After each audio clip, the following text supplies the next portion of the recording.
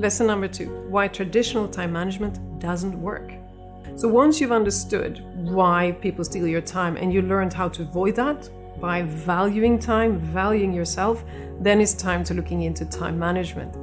But the classical time management, it will not be enough. And the reason is that it's not as easy as we think.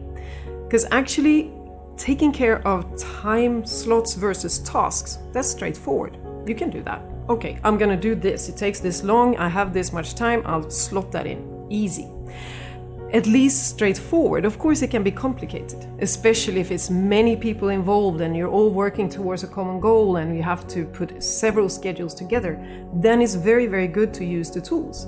Tools are great when you want to manage complicated systems. That's when, yeah, sure, you can use to-do lists, work breakdown structures, the Eisenhower principle of urgent and important.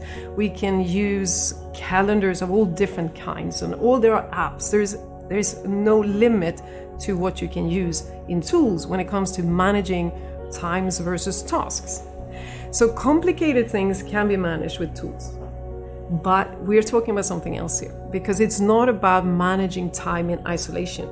You want to manage your life in the time you have.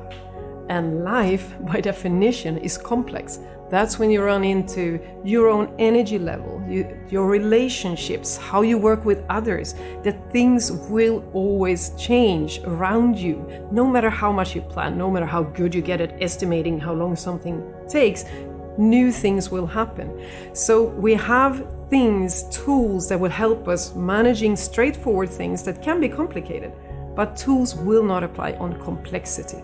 So for complexity, that's when you need to be first aware of this complexity, that there is a difference. Life isn't the same as activities that fit into time. So complexity, you need this awareness, you need a flexibility, and then we come back to what I mentioned in the first lesson.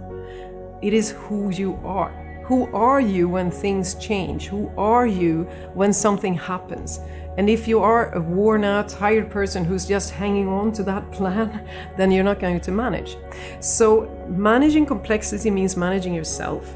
Managing complexity means being a little bit flexible. Again, I'm referring back to the first principle about dancing with time rather than chasing it. So the reason why you have been struggling, and maybe you're really great at Gantt charts and fantastic at to-do lists, and still your life isn't the way you want to be, is because you're trying to manage the complexities of life with tools that are just meant for straightforward things like classical time management. So the reason why time management classical way is not working is because it's trying to manage something complex with systems that are only meant to deal with complicated things. Time management, yes, is straightforward. Managing life into time, that's complex. So we need another solution. And that one is what I will talk about in lesson 3, holistic time management.